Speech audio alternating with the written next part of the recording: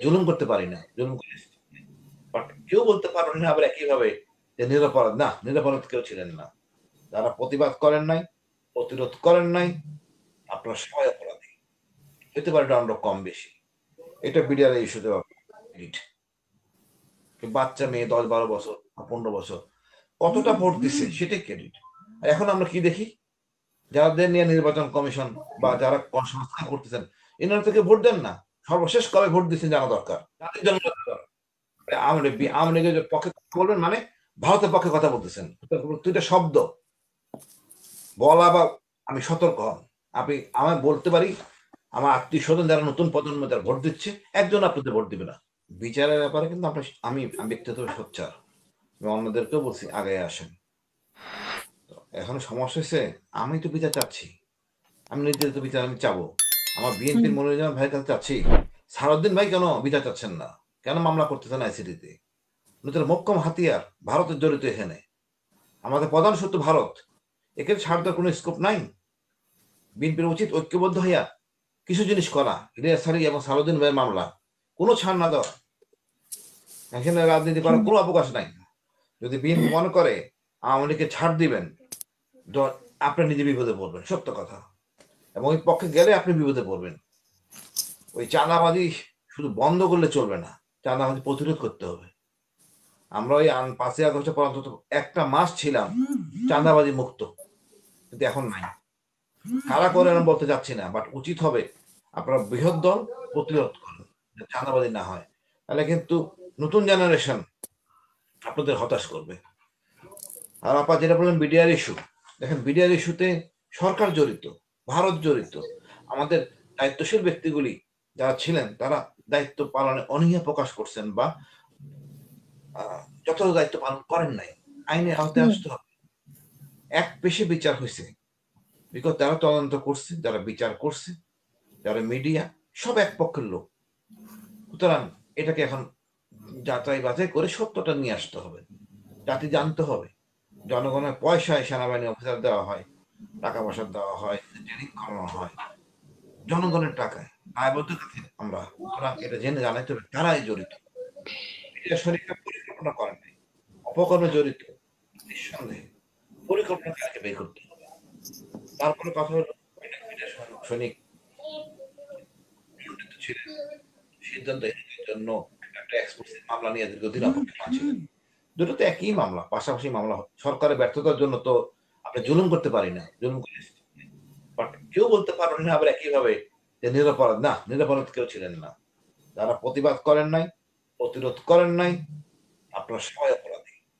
হতে পারে দণ্ড কম বেশি, এটা বিডিআর ইস্যুতে হবে।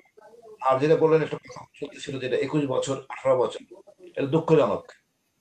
আমাদের আগে জ্ঞান অর্জন করতে হবে, শিক্ষা অর্জন করতে হবে, পুঁথিগত বিদ্যা আমাদের শিখতে হবে, তারপর হবে নির্বাচন। আপনি কিছু জানলেন না, শুনলেন না, এসে দাঁড়ায় গেলে সৎ থাকলে তো হবে না। ওই সতের দরকার নাই যার ওই জ্ঞান নাই। আগে জ্ঞানে আপনি শিক্ষিত হইতে হবে, তারপর হবে না আপনার সততা মানদণ্ড। আমি জানি না সততা কোনো গুণ না, সততা একটা মানুষের একটা মানদণ্ড। মানুষ হইতে গেলে আপনি সৎ হইতে হবে, মিথ্যা কথা বলবেন না। এটা এটা তো বেসিক হওয়ার কথা। আমার ধর্ম তো পরে। আপনি ইউরোপ আমেরিকা দেখেন, ওরা কিন্তু সৎ, মানুষের পরোপকারে বা কোনো রকম বিপদগ্রস্ত আগে আসে। আমরা কি আসি? আমরা অপেক্ষা করি কিভাবে চুরি করবো। মন্ত্রী এমপি নিয়ে কথা বলতেছিলেন, সব হলো গিয়া ফয়দার ওটা দান্দা। কার টাকা নিচ্ছে চুরি, কার এই কে কত চুরি করবে, এই ব্যবসা বাণিজ্য। আমি তো মনে করি মন্ত্রী এমপি মানে বিশাল দায়িত্ব নেওয়া। কেন জেনে শুনে আপনি দায়িত্ব নিবেন, এত কষ্ট দায়িত্ব? আপনার কেউ চুরি করবেন, নাহলে আপনি চুরি করবেন। আমি জানি না এখানে কি হালুয়া রুটি আছে, বাট আপনাকে মৃত্যুর পর জবাবদিহি করতে পারলো কাছে। আমি জিনিসটা পরিষ্কার, কেউ আইনের ঊর্ধ্বে না, কেউ আপনি কোনো দণ্ডের কোনো অপরাধের বেড়ে যেতে পারবেন না। হাসিনাই তার যথেষ্ট প্রমাণ। এভারেস্টের মতো তার ক্ষমতা ছিল, আজকে পানির নিচে এমন জায়গায় গেছে খুঁজে পাওয়া যাচ্ছে না। তো আমি মনে করি ভাই, আমাদের এটার সুযোগ হয়েছে। নতুন প্রজন্ম যারা আছে তারা অনেক কিছু শিখেছে, বাট তাদের মনে করি একটা টাইম লিমিট থাকা দরকার। এই পর্যন্ত শিক্ষা করবেন, তারপর নির্বাচন করেন, আপত্তি নাই। তবে সরকারের থেকে আপনি নির্বাচনের কলকাঠি মারবেন, এটা দৃশ্যমান হলে কিন্তু জনগণের মানবেন।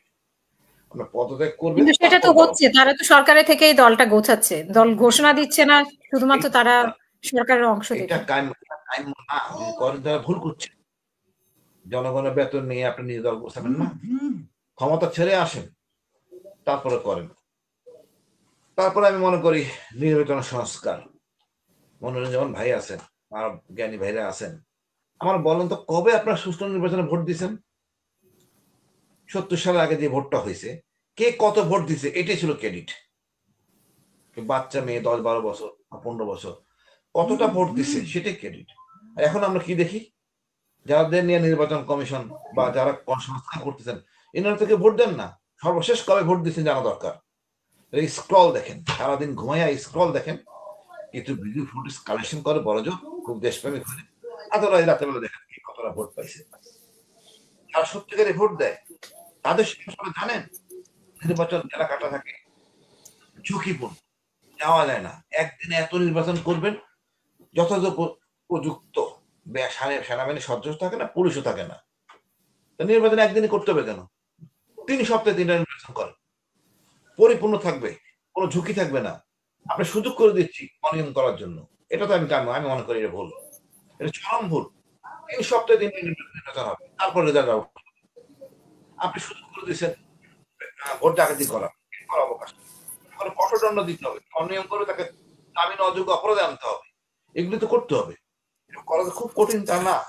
যারা এই সংস্কার করতেন তারা তো এই সমস্যা পড়েন না। ভোট দিচ্ছেন কবে আমার সন্দেহ আছে। এত কষ্ট করে লাইনে দাঁড়িয়ে ভোট দেওয়া এত ক্যান্ডিডেট আসলে ডিফিকাল্ট। বক্তৃতা দেওয়া সহজ, লাইনে দাঁড়িয়ে ভোট দেওয়া ভেরি ডিফিকাল্ট।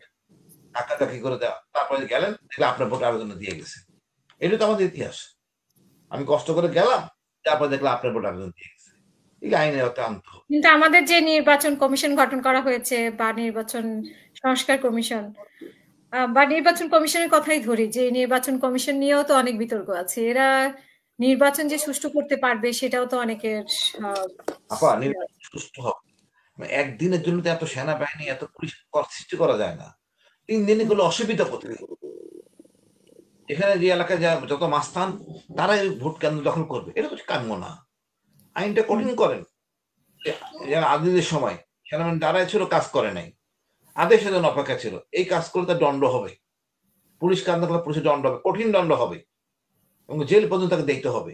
এইসব আইন করতে হবে, ম্যাজিস্ট্রেসি পাওয়ার দরকার দিতে হবে।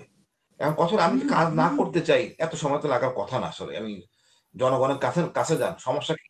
নিজের আত্মীয়র কাছে যান যে ভোট দিছে, সমস্যা কি হয় ভোট কেন্দ্রে? একদল দাঁড়ায় থেকে ভোট কেন্দ্রে আসতে দেয় না, প্রতিবন্ধকতা সৃষ্টি করে, রিউমার ছড়ায়, ভোট কেন্দ্রে পটকা মারে। এগুলোর জন্য কি আমরা কি দণ্ড করছি? দণ্ড দিছি কাউকে? দেই নাই। সুতরাং আমাদের এইসব হুম। জিনিসটা আমলে নিতে হবে। 3 সপ্তাহে 3টা নির্বাচন করেন, যথেষ্ট সেনাবাহিনী থাকবে, পুলিশ থাকবে, আনসার ভিডিপি থাকবে, কোনো অনিয়ম হবে না। তারপরে যদি ওনারা করেন ওনাদের ব্যাপার, আমার কিচ্ছু বলার নাই। দুঃখজনক হবে এত রক্তের পরে যদি আমরা এখন সংস্কার করতে না পারি, আর এই 19-20 করতে থাকি বসে বসে, সময় নষ্ট। দুঃখজনক, এত সময় লাগারও কথা না। আপনি নির্বাচন দিয়ে দেন, জনগণ সিদ্ধান্ত নেয়। মনে করি না, এটা খুব ডিফিকাল্ট কাজ। আর যারা ভোট দেবে তাদের সাথেই তো কথা বলতেছেন না, কথা যাদের সাথে বলতেছেন তারা তো ভোট দেয় না। এটাতে ভোট দেওয়া কি কষ্ট, কলিমুল্লাহ ভাই জানেন কারা ভোট দেয়? কি কষ্ট করি লাইনে মধ্যে দাঁড়ায়। হুম। তাদের সাথে কথা বলেন, বস্তিবাসীর কাছে যান, সংস্কার করেন। তাহলে আপনি ওইভাবে করে নেন। সিসিটিভি ক্যামেরা লাগবে, অনেক কিছু লাগবে। সাংবাদিককে বেরিয়ে অ্যাক্টিভ হইতে হবে। আমি জানি না, এত সমস্যা থাকার পর, সমস্যা জানার পর হয়তো জানেন না বা কথা জানতে চাচ্ছেন না। জনগণ যাকে ভোট দেবে সে নির্বাচিত হবে, সে যেই হোক।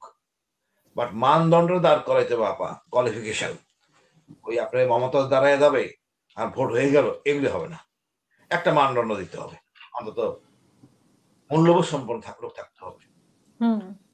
আওয়ামী লীগ নিয়ে কথা উঠতেছিল, বিচারের পরে আওয়ামী লীগ, আওয়ামী লীগ নিয়ে গণতন্ত্রকে দেখায় যদি বিএনপি, আমিও বিএনপি ধারণ করি, বাট আওয়ামী লীগ নিয়ে কোনো কথা বলা যাবে না।